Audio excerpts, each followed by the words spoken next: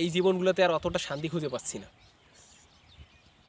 আসসালামু আলাইকুম, আশা করি ভালো আছেন। আমি ভালো আছি ইনশাল্লাহ। বর্তমানে আমি যে জায়গাটাতে আছি, বিশাল বড়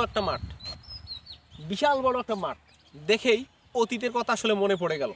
আমাদের সময় একটা বল আর ব্যাট কেনার মতো সামর্থ্য ছিল না। 11 জনের কাছ থেকে টাকা নিয়ে, মানে 11টা প্লেয়ারের কাছ থেকে টাকা নিয়ে আমরা একটা মাত্র বল আর ব্যাট কিনতাম। কিন্তু এখন 11 জোড়া বল আর ব্যাট কেনার সামর্থ্য আছে, কিন্তু আমাদের সেই 11টা প্লেয়ার আর নাই।